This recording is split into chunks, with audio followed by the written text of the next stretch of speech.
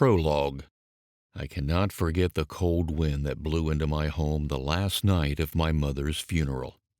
I have long thought about the small changes that wind caused in me, starting with two questions I started asking myself on that memorable night. How did the positive changes in my life begin? And if there was a positive change in life for someone, how did it become possible? This book seeks to find the answer to those questions. I want to talk about the special moments that have made a difference in my life. Others might find it helpful to learn how I explain the positive changes in the life of a rural child whose parents passed away during his 5th and 6th grades of elementary school. I want to talk about the changes and grace that I have experienced in the hope that I might inspire many who are still working for a better life, especially those trying to make positive changes similar to the ones I've made. I would like to give a little help to those who are struggling with conditions and are frustrated by their problems. So, this book is largely based on my personal experiences. In A Community of Character, Stanley Hauerwas says the story of a community determines one's character. It is certainly true that we need to be trained to acquire certain habits, he wrote. But it is equally important to be introduced to stories that provide a way to locate ourselves in relation to others, our society, and the universe. Stories capable of doing that may be thought of as adventures, for there can be no self devoid of adventure. In other words, the character of the individuals in a community is influenced by the story of that community. Alistair McIntyre elaborates on this assertion in his book, After Virtue.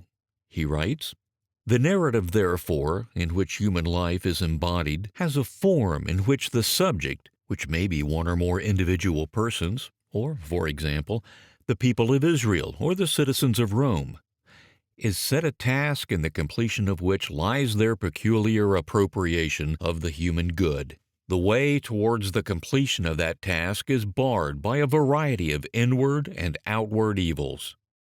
Thus, the character of the individuals in a community is also related to the common good of the community. If you apply this perspective broadly, the story of every individual's life determines their character. It is therefore clear that the story of one's life has a great impact on their character and life. Here, I will examine my own life from the point of view of Hauerwas and McIntyre to see how my character formed within me and what benefits I have derived from it. To further illustrate the impact of stories on our lives, this book introduces several movies and explores what we can learn from them. I try to think about what makes a positive change in our lives and how it is formed as a continuing character by harmonizing the lessons from these movies with the stories of my life and ethics of character. Give thanks in all circumstances. The realities of my life. 1 Thessalonians chapter 5, verse 18. Give thanks in all circumstances, for this is God's will for you in Christ Jesus. How could I give thanks in my circumstances? How could I not feel frustrated? Giving thanks in all circumstances makes a great change in our life. My story is evidence of this assertion. Let me introduce my story. My life story is worth sharing because it is a little different from others. At least I think so. I'm going to introduce the power of story that changes lives based on my personal experience. I also want to talk about the formation of habits through narrative. I was born in a rural village in South Korea in the late 1970s. Most of the inhabitants of the village were my relatives with the same family name. In traditional Korean rural areas, there are often villages called single clan villages, meaning single family villages with a single family name. Mine was one of those. In addition, it followed very traditional practices, including the ancestral worship that is part of Confucianism. In that village, my father was born the third son among 4 sons and lived as a farmer all his life. After the death of his 2 older brothers, he was obligated to remain in the village to take care of his mother. He never realized his dream to someday move to a city and find a new line of work. I was the youngest of my father's 7 children. My father loved me, the youngest son, and he enjoyed me. In fact, my father loved me more than my siblings, and I felt fully loved by my father. What I am most grateful to my father for is that he loved me unconditionally and enjoyed me. My father's love was the greatest source of thanksgiving for me in my life. After my parents passed away, I wanted to know where my self-respect originated from.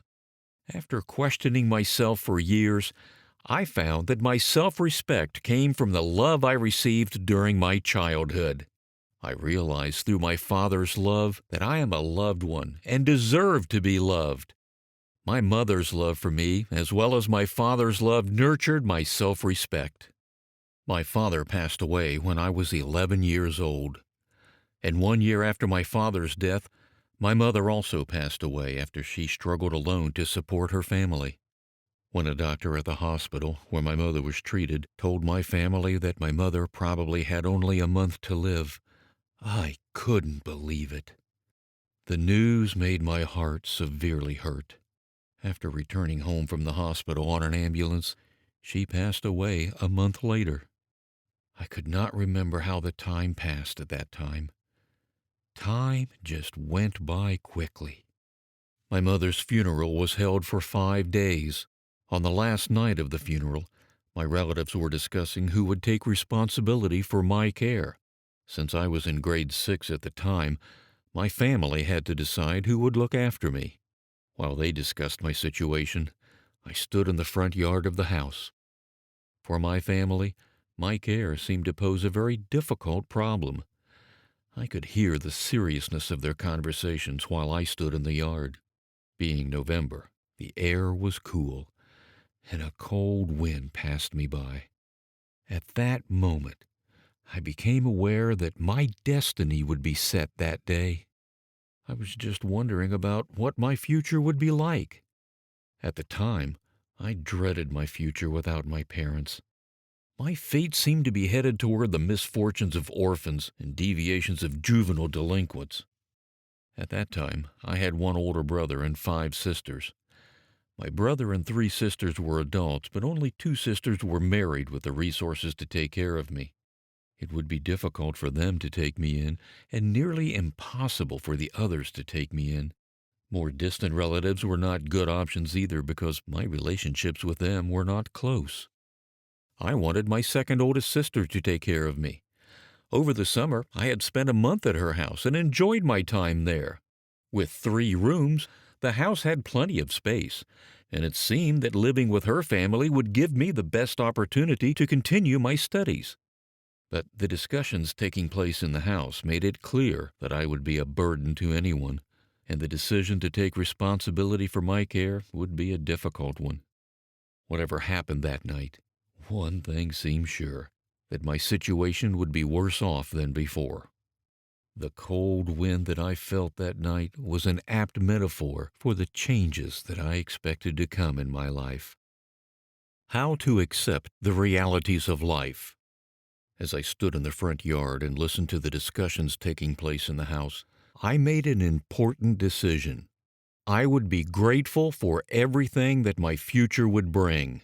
At the time, I had no reason to expect a bright future. Just the opposite, in fact. I had suffered the tragedies of both parents passing away, and I expected more unfortunate things to follow. I was not optimistic at all. And yet, I understood that complaining about my situation was pointless, even if I felt miserable. So instead, I decided I would be grateful for everything that would happen in the future, the good and the bad. Fortunately, I did not grumble about my reality. It was so obvious to me that there was no reason to blame it. Looking back, my attitude of that day was one of the great blessings of my life. Rather than resent the surrounding environment, it was a surprise to me that I could recognize and accept the reality given to me. A totally different attitude toward the life seemed to form inside me at that moment. I did not know how many more unfortunate things would happen in the future, but I did not deny, curse, or resent the reality which was given to me. As I could feel the wind on the cold winter day, My whole body felt the reality given to me. I was ready to accept whatever decision my family reached. At the end of the night, after a very long meeting, it was my second oldest sister and her husband who agreed to take responsibility for my care. It was the best outcome I could hope for, and their decision turned into one of the greatest blessings in my life. In early December 1990, I left my hometown and traveled to my sister's home on Goji Island. My brother helped me adjust to the new environment. He bought me 2 pants and 2 t-shirts, as well as a desk and a chair. The desk and the chair were my first possessions in my new life. Once I settled in, I was also allowed to have a bike. I could not be happier than when I rode the bicycle to handle errands for my sister. The timing of my move to Goji Island ended up being fortunate. At the time, the shipbuilding industry was thriving there. The economy was strong, and residents enjoyed a relatively high standard of living. My brother-in-law received a lot of benefits as a full-time employee for Samsung Shipyard. In addition to the financial blessings, the weather of Goji Island was warm, and the scenery was beautiful. I had a place to sleep, food to eat, and a family to live with. I felt really grateful and happy. I noticed that the circumstances of my life began to change in a positive direction once I committed my heart to an attitude of thanksgiving. I could appreciate everything given to me. I did not intentionally express my gratitude. Surprisingly, it was my most natural reaction. In South Korea's education system, students graduate from elementary school after the 6th grade and start middle school at the 7th grade. I graduated from elementary school 2 months after arriving on Goji Island. Because I had attended the school only a short time, I did not receive any awards at my elementary school graduation. I couldn't even get the Perfect Attendance Award, which most elementary school graduates can receive in South Korea. Due to the funerals of my father and mother, I was absent from school a lot. I walked home alone and empty-handed after the graduation ceremony. Even though my family should have participated in the graduation ceremony and congratulated me, my sister couldn't attend because she had to take care of her newborn baby at home. The transition to middle school was difficult for me. My elementary school was very small, with only about 60 students from the 1st to 6th grades. The middle school was much larger and filled with students whose parents worked at Samsung, which meant that their desires for their children's education never lagged behind that of parents residing in large cities.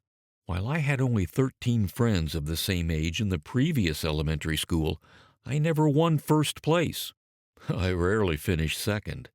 Even after a friend, who typically won first place, moved to another school, I still could do no better than third place. On Goji Island, the middle school I attended had about 230 students in my grade. Compared to the number of middle school students in a Korean metropolis, the number of students in the middle school was small, but the number of students was 20 times that of the school in my hometown. In my hometown, I didn't have much time to study. In a rural area in need of much labor, it was a natural duty for a son of a farmer to help his father. As a farmer's son, I've been involved in silkworm farming since I was 5 years old. When my family had worked especially hard, my father sold the silk and brought home a box of chocolate pie, which are chocolate-covered marshmallows. It was a rare treat. In addition to helping with silkworm farming, I fed the cattle and weeded the fields. Before winter came, I and my friends had to go to the mountains and gather wood for firewood. There, every 9-year-old boy had to know how to use an axe, saw, and an A-frame carrier for hauling about 80 pounds of wood. Because of these conditions, it didn't seem wise to expect me to study better than the students in the city. On Goji Island, my friends learned English before going to middle school, but I could not afford the extra tuition for private English lessons. Nevertheless, I didn't resent the poor conditions that were given to me. I was grateful enough just to be able to sustain my life. That alone made me happy enough. Although it was hard to expect that I would have good things in my future, there was no reason for me to blame the conditions of my life on others. Even though it seemed natural for me to be pessimistic about my life or complain about the conditions of my life, I was able to respond in a different way. It is still a mysterious blessing to me that I did not grumble, but appreciate all that was given to me.